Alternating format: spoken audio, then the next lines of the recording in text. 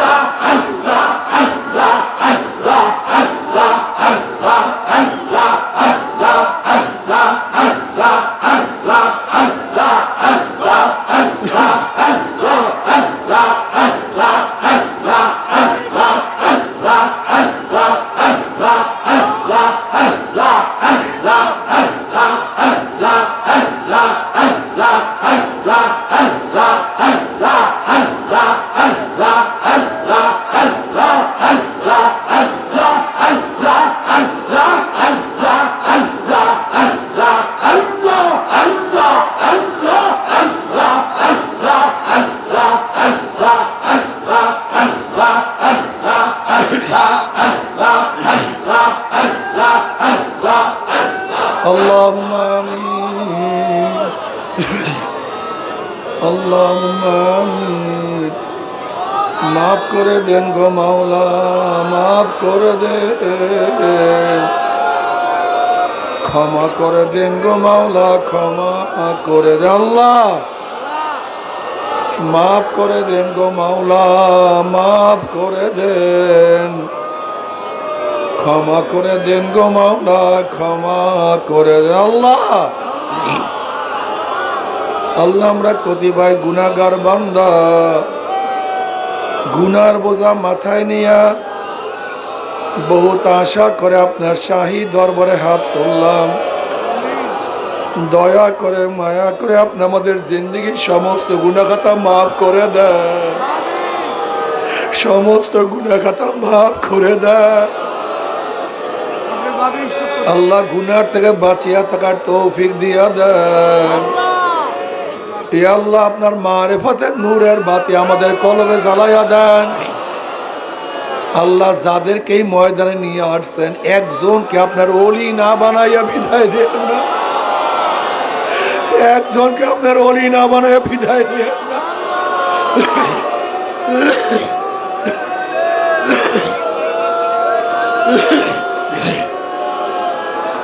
আল্লাহ সবাইকে আপনার ওলি হিসেবে কবুল করে নেন সবাইকে আপনার বন্ধু হিসেবে কবুল করে নেন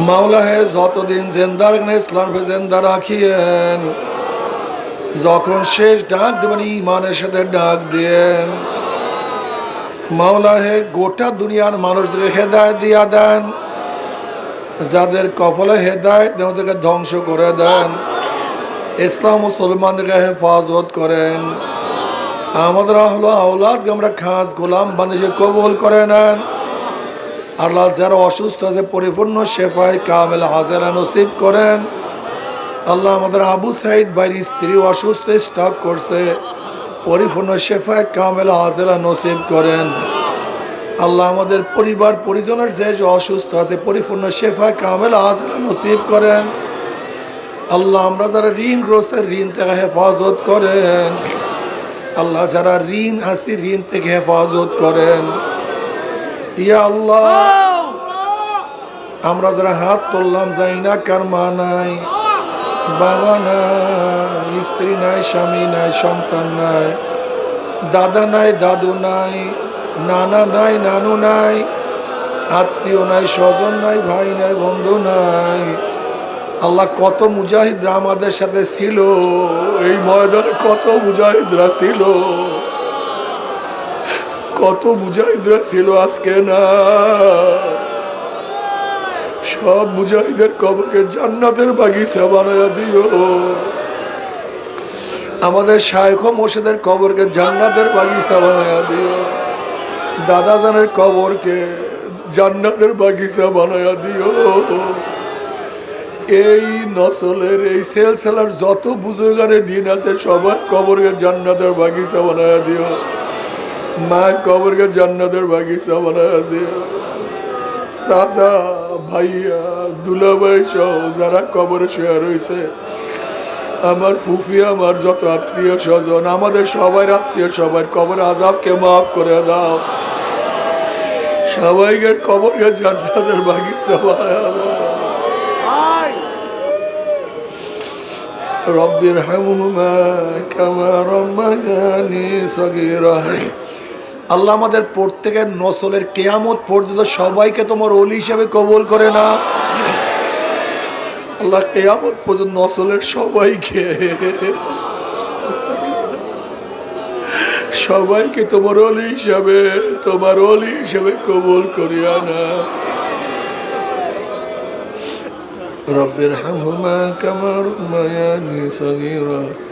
সুবহান রাব্বিকা রাব্বিল ইজ্জাতি আম্মা ইয়াসিফুন ওয়া সালামুন আলাল মুরসালিন। আলহামদুলিল্লাহি রাব্বিল